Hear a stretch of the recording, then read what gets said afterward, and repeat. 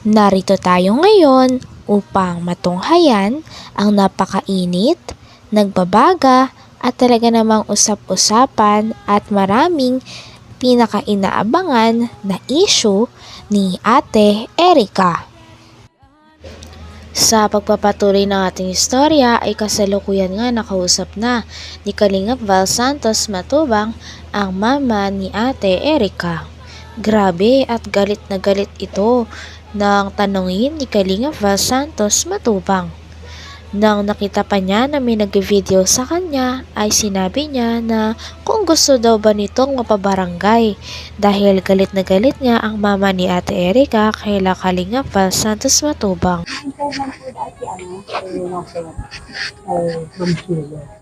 Ma? Tatanong lang po. Tatanong lang po. Gina? Gina? Gusto. Bawal utang, mahirap maningil. Totoo yan. Ha? Totoo yan, mahirap talaga maningil. So, Saan yan? may ano po, may lilinawin lang kami. Kay Ate Gina. Nakapot lang po dahil. May hapot lang po at Ay! si Kuya Balka mo. Ang gwapong vlogger. Ay, matubang. Joke lang. Ha?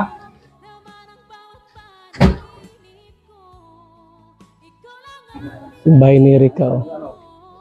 Dito lang pala sila, no? Sa lugar na ito. Yung lote tagilid. Pero okay na rin.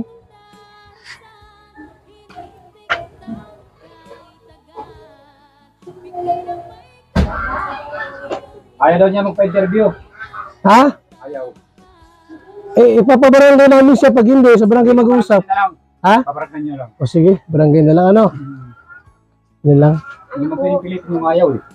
Ayaw lumabas. Sa barangay na lang ano. Para mag-uusap. Sige. Problema po ninyo. Hindi, alamin ko ng ate.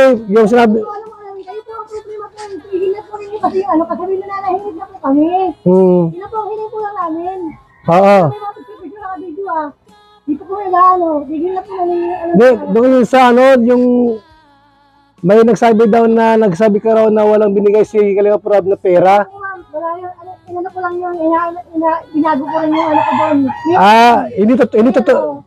Kaya totoo lang po, wala kami natanggap nung umalis si Eric, kahit kung ibigin pang punto ko doon siya. Pero no, sabi ko Nahiyak ko ng tawa doon, nag-iyak ko ng pasensya. hindi totoo yun na walang binigay. Hoy kuya, gusto mong mabarangay ka? Nag-video ka, huwag kang mag-video ng ganyan. Di okay lang po yan. Hindi ako mag-video ng ganyan sa iyo ha. Hindi totoo yun. Wala ka ng katotohanan. Sabi nga ng mama ni Ate Erica kay Kalingap Val Santos Matubang na mayroon kasing pinag-aawayan ang kanilang pamilya kasama sila Ate Erica. Kaya kung may pinag-aawayan man sila, ay dapat hindi na daw makisama doon o makisali si Kalingap Val Santos Matubang.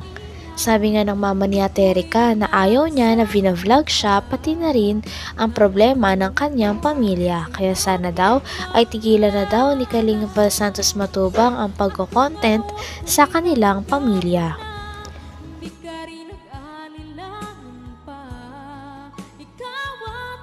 Vlog ko?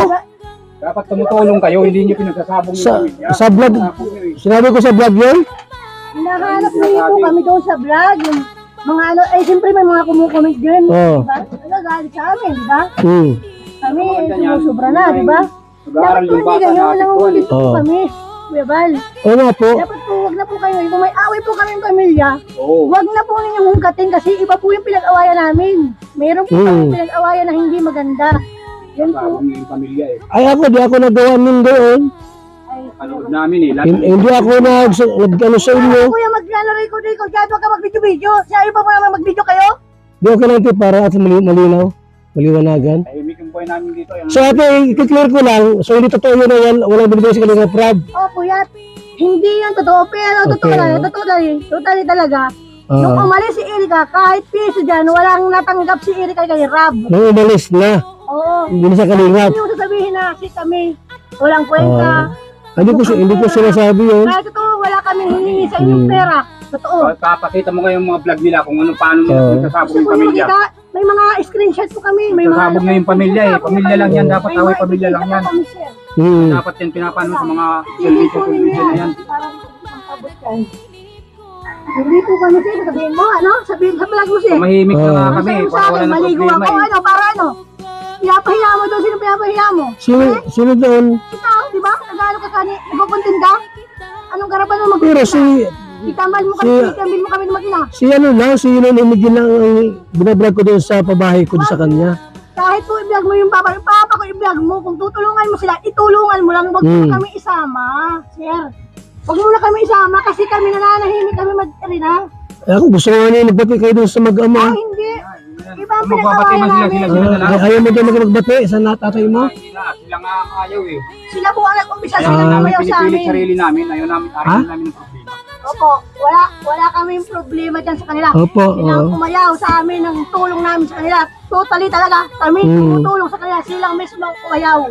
Kaya wala na po kami. Wala niya na po sabi ko. Yun lang kiniklear ko yung yung sinabi mo sa akit mo sa sa maliwanag po na yung pag-alis pala ni Erika.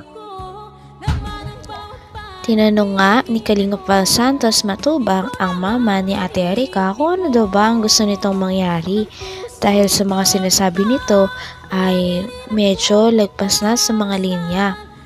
Sabi naman ng mama ni Ate Erika ay ang gusto niya lang daw ay patahimikin ang kanyang mga anak at huwag nang i-vlog ang mga bagay na hindi naman sila involved. Kaya sana wag na rin daw silang interviewin ni Kalingap Val dahil hindi naman daw totoo ang mga kumakalat. Tulong namin sa kanila. Totally talaga, kami tumutulong sa kanila. Silang mismo ang umayaw. Kaya kayo, wala na po kami. Wala niya na po sabi ko. Yun lang kiniklear ko yung sinabi mo sa akit mo sa sa maliwanag po na yung pag-alis pala ni Erika. Okay? Okay na? Okay naman sa kanya? Oo. Kiniklear ko lang yung pag ni Kalingap Prab. Wala mang problema yun.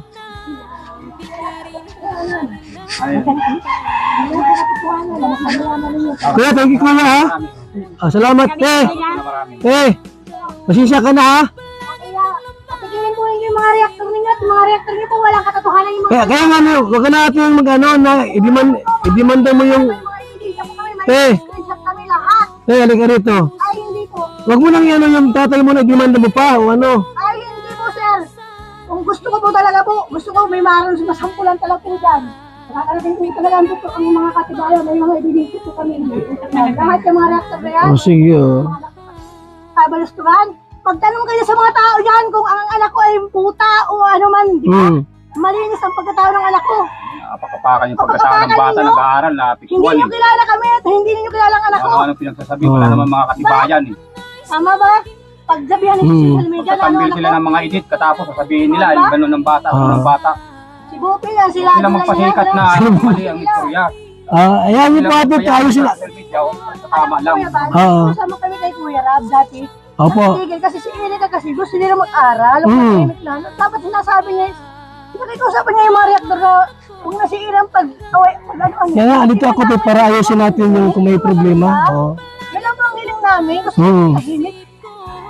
Di nga po kami salita. Ilang taon baga po? Isang taon baga po ngayon. Ngayon lang. Sobra namin. Sumusobra na eh. Sumusobra na talaga eh. Sinasabing mali, wala namang katotohanan. Ate, ito lang. Anong gusto mong mangyaring gusto namin gawin? Kami naghihirap kami. Hindi kami naghihirap at hindi kami nanghihingi ng tulong sa inyo. Huwag niyo po sasabihin yan. Kami, malalakas pa kami. Matibay pa ang buto namin para maghanap buhay. Ate, ito lang. Ako, sana maghanap buhay.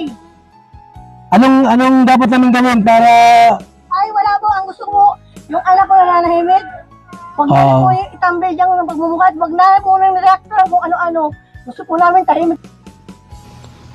Hanggang dito na lamang muna ang ating napakainit, nagbabaga, pinakainaabangan at usap-usapan na latest issue ni Ate Erika. Maraming salamat sa inyong panonood. Hanggang sa muli. Bye!